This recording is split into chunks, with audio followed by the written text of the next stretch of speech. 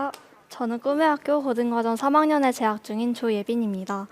저는 꿈의 학교에서 보낸 6년간의 시간에 대해 나누려 합니다.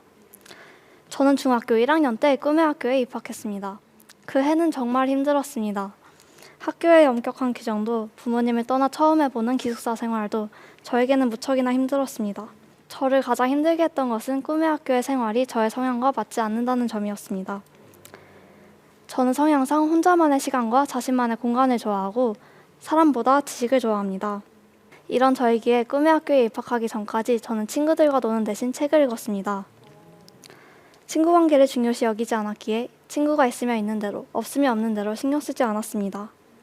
반에서 일어나는 모든 일을 몰랐고 알더라도 신경 쓰지 않았습니다. 부모님은 맞벌이셨고 언니는 학교에서 늦게 돌아와 저는 집에서도 혼자 있는 시간이 많았습니다. 이런 이유로 저는 사람들과 함께 있을 때 어색했습니다. 꿈의 학교는 공동체성을 중요시 여기는 학교였기에 협동활동이 많았고 그 탓에 친구들과 시간을 보내야 했습니다. 같이 시간을 보내다 보니 일상적인 이야기를 해야 하는 순간들이 왔습니다.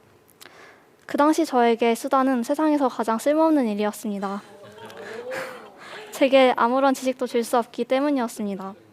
그래서 저는 일상적인 이야기를 하는 일에 서툴었습니다. 여러분은 졸리다고 하는 친구에게 어떤 말을 하십니까? 보통은 어제 늦게 잤어? 같은 이야기를 하실 것 같습니다. 그런데 저는 그날 이렇게 말했습니다. 그건 공기 중에 이산화탄소 농도가 0.01%를 넘었기 때문이야. 잘난 척하는 것처럼 보이지만 사실 저는 어떤 대답을 해야 할지 몰라 졸리다라는 말과 가장 관련된 이야기를 했을 뿐이었습니다. 중학교 초반에는 같이 시간을 보낼 친구가 있었지만 어느샌가 저는 혼자가 되어 있었습니다. 어떻게 해야 할지도 정확한 원인조차 몰랐습니다. 주위의 모든 사람들은 각자의 친구가 있었기에 저만 친구가 없다는 생각에 제 자신이 열등하다고 느껴졌고 저가 문제아가 된 기분이었습니다. 제가 말을 걸 때면 알 수 없는 분위기로 저를 멀리하는 친구들을 마주해야 했습니다. 쉬는 시간이면 시끌벅적한 친구들 사이에서 저만 혼자 앉아있는 것도 힘들었습니다. 이런 관계는 굳어져 꽤 오랜 기간 지속되었습니다. 원망스러웠습니다. 무능력한 제 자신이, 묘한 분위기의 친구들이, 이 상황을 허락하신 하나님이 원망스러웠습니다. 고3이 되었을 때에도 변하지 않는 상황에 좌절했습니다. 자퇴를 고려하며 생각을 정리하던 중 제가 몰랐던 사실 하나를 알게 되었습니다. 그것은 저의 관계 갈등이 저뿐만 아니라 많은 사람들에게 고통이 되었다는 사실이었습니다. 학교 선생님들께서는 저를 위해 깊이 고민하시며 기도하셨습니다. 친구들에게 저와 함께 밥을 먹는 것을 권하시기도 하고 서로가 마음이 상하지 않도록 조심스레 말을 꺼내셨습니다.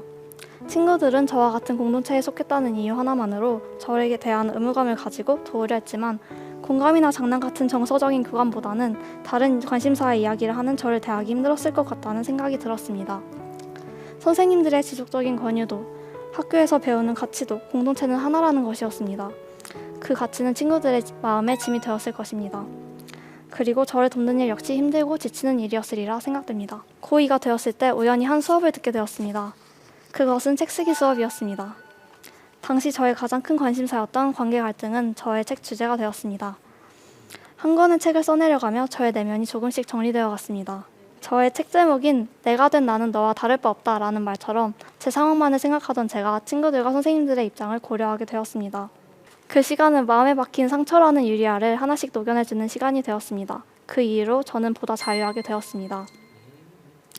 고3이 된 저는 자소서와 글쓰기 수업을 통해 제 관계 갈등을 재해석하게 되었습니다. 항상 지우고만 싶었던 관계 갈등이 제게 얼마나 큰 도움이 되었는지 저와 친구들은 하나님 안에서 더 깊어졌고 갈등으로 인해 더 굳센 마음을 가지게 되었습니다.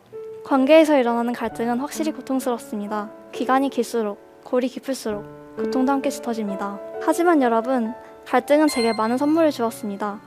혼자였던 제 세상에 함께라는 기쁨을, 고통의 구렁텅이에서 하나님을 기대하는 법을 알게 해주었으니까요. 저는 더 이상 이 갈등이 제 인생의 오점이라 생각하지 않습니다. 오히려 하나님께서 제게 주신 자유의 기회라고 생각합니다. 혹시 여러분의 삶에 갈등이 찾아오셨나요? 이제 한계라고 더 이상 못하겠다고 생각하시지는 않나요?